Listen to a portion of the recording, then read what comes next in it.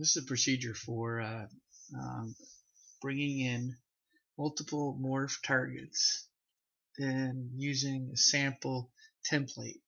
So normally you've got 9 elements in this case. We're going to add 4 more soil parameters. Give you an idea what they look like. We've imported them into this the world here. Let's go in perspective view. So you've got one soil parameter here,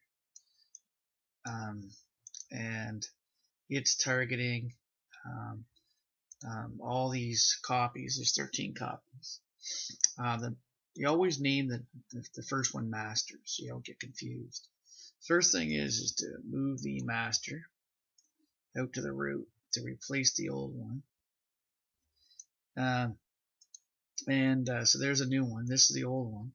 You're going to need this script, so instead of redefining most of the script, just right click, copy component, right click, and then paste component, and then take out the old. So now you're left with the new one with the morph targets. So there's 9 targets in the old, and so what we need to do is add the 4 more, which is in our case is the units, weights, pressures of soils. So these are all your morphs from 3D Studio Max. So in our case, we're going to take find which is called the max file, and these are the 4 new targets you want to add. So you've got your unit A. So we're going to actually target unit A. So we're going to go out here and find the unit A. So just search by unit. There's unit A, and that replaces that one. Then we're going to go unit B, P rather, unit for the pressures. And then next you've got the 2 soil heights. You've got one at the P level, passive level, and one at the behind the wall, or the whole entire active wall state. And we exaggerate these pressures to showcase the parameters too. So this one here is let's search for HW.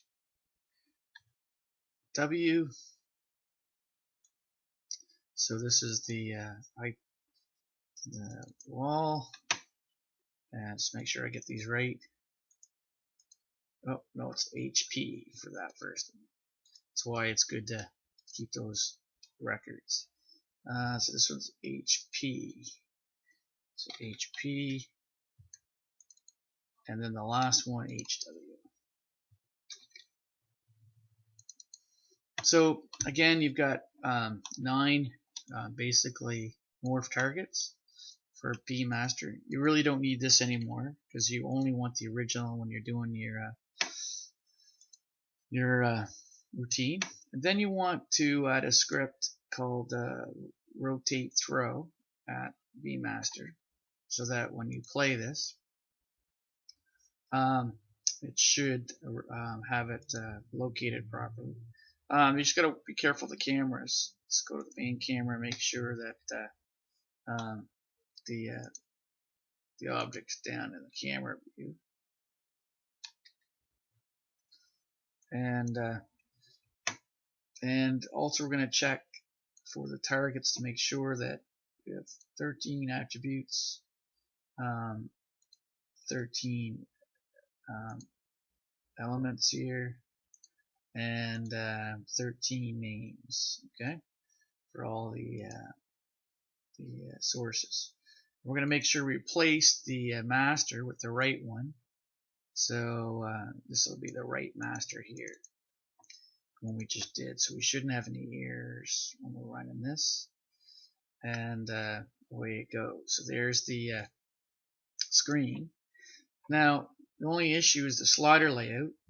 We need to set up, it's another script, we need to set up the new VMaster game object, so that your layouts and all your parameters for your 2D. Another thing I noticed is that it was just a bit close to the camera of the Beamaster, so I'll move it back just a bit so we can get a handle on the size. Yeah, so now the B should work. One, B2 should be able to rotate the object. I can't rotate. The reason why, when you bring in a new object, you've got to add box collider on that as a physics component so that it's able to rotate. So watch now. I can throw the object or rotate it so you can see the parameters. Again, let's just do the B2, T wall, thickness of the wall, the D wall, width of the wall, height of the wall, um, the TCF, the SCF, location, and it's hard to see because it's in the soil. You can make, and then the units weight of the soil, and weight the passive soil. You might have to adjust the TCH because it's linked, and then the height of the soil here, and the HW here. That'll go up.